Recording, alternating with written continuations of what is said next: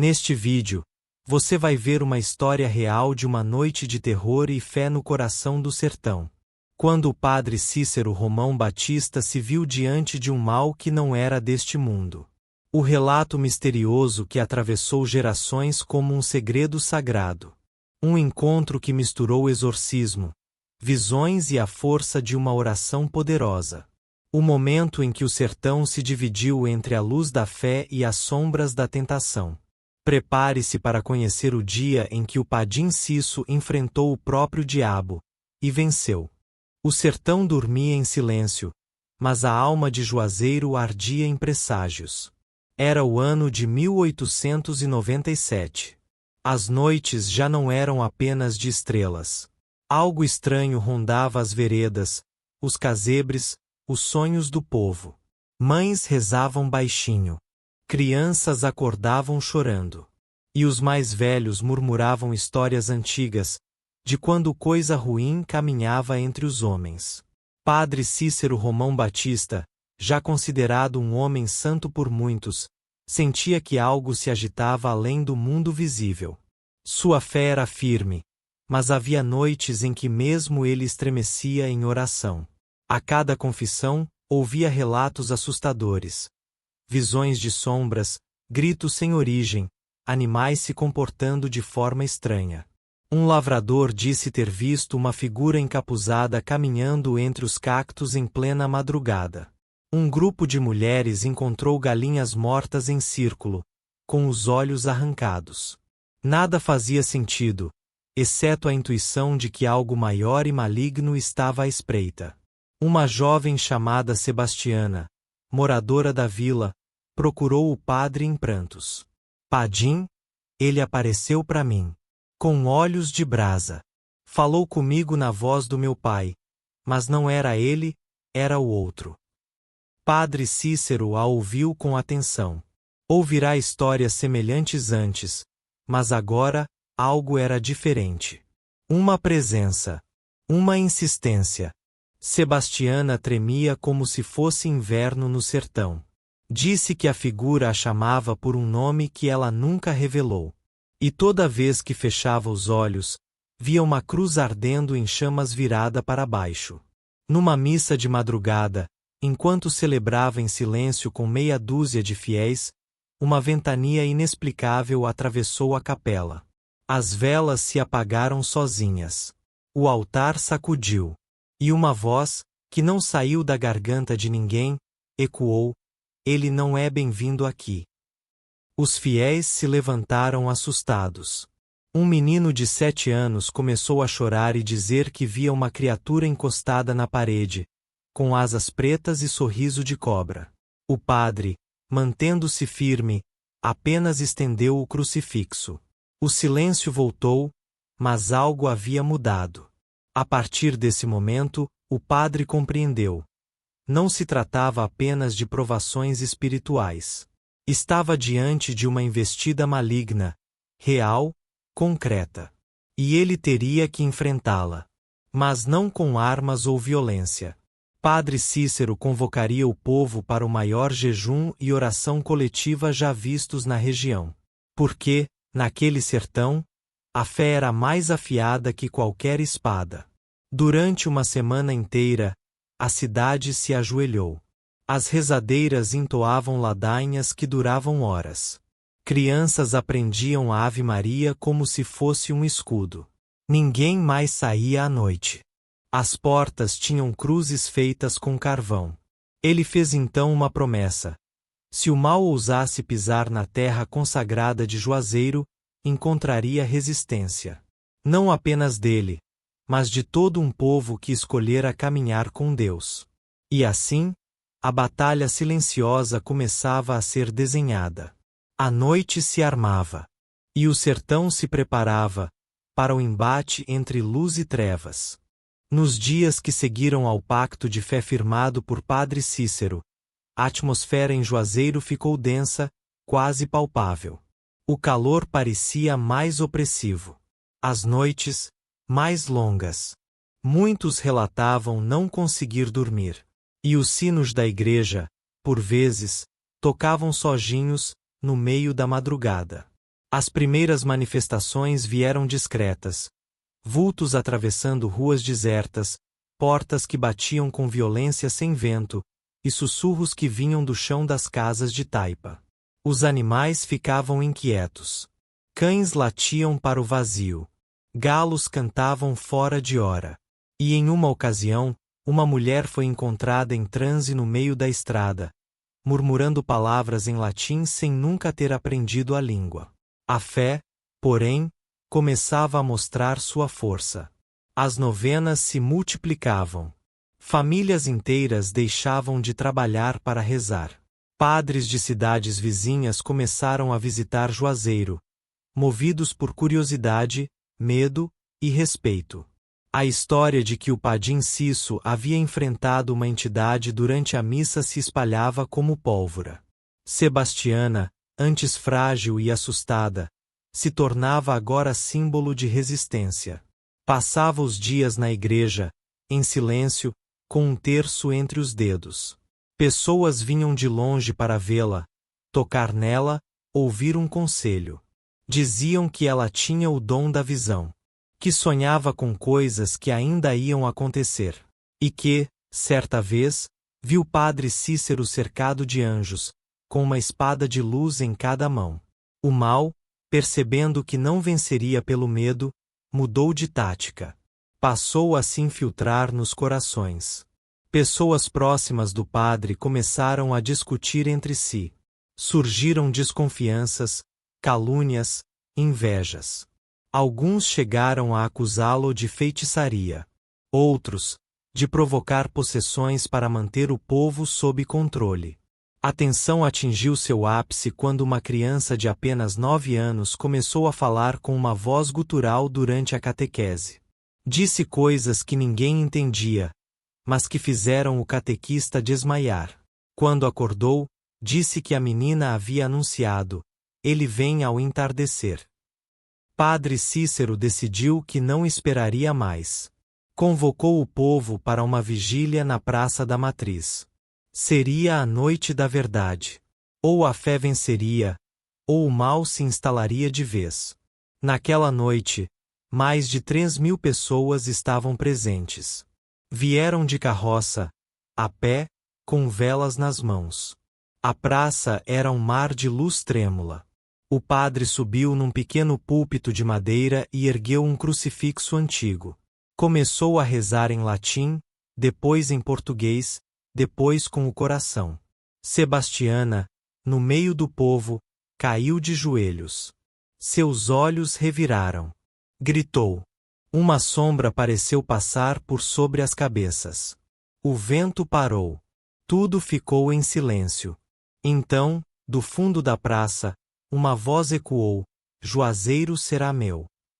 Padre Cícero, com voz firme, respondeu: "Juazeiro é de Deus. E quem pisa nesta terra santa com intenção de ódio, será queimado pelo amor que aqui habita." Um grito cortou a noite. Depois, o silêncio mais profundo que o sertão já conheceu. E naquele silêncio, o povo chorou. Porque sabia, a profecia se confirmava. O mal havia tentado, mas não conseguiu. E a fé do povo, mais uma vez, havia vencido. Após a vigília, o sertão mergulhou num silêncio inquietante. Era como se o céu, depois de falar tão alto, agora se recolhesse. Padre Cícero, apesar da vitória espiritual, sabia que o pior ainda estava por vir. Porque o maior inimigo da fé não era o grito do mal, era o silêncio de Deus. Dias depois da vigília, começaram a chegar cartas de denúncia. Vindo de homens que se diziam devotos, mas cujos corações estavam tomados pelo orgulho. Diziam que o padre estava criando uma seita, que incentivava a idolatria, que manipulava o povo com superstições. As autoridades religiosas de Fortaleza enviaram emissários para investigar.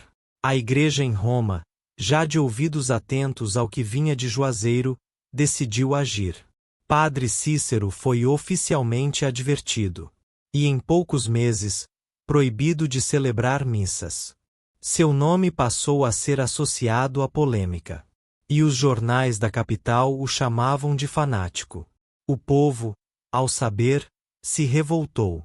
Mas o padre pediu calma. Não lutamos contra homens, mas contra forças invisíveis. E essa batalha se vence com oração. Sebastiana ficou dias sem comer. Sentia dores no corpo, mas dizia que era a dor do mundo entrando nela. Que via o padre sendo julgado por homens com máscaras de ouro e línguas de serpente. Padim, eles querem apagar sua luz. E o padre, com a serenidade de um santo, respondia: Deus não me chamou para ser aceito. Me chamou para ser fiel. O sertão mudou.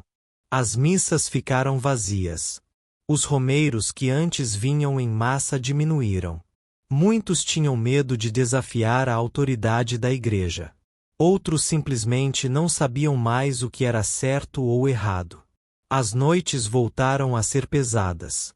E o mal, agora mais sutil, passava a agir na dúvida, na calúnia, no desânimo. Padre Cícero se recolheu. Passava horas trancado em oração. Dizia que falava com Nossa Senhora, e que ela chorava pelo povo. Às vezes, escrevia cartas que jamais foram enviadas. Em uma delas, escreveu: Sinto que fui deixado só. Mas se Jesus também viveu o abandono, então estou em boa companhia.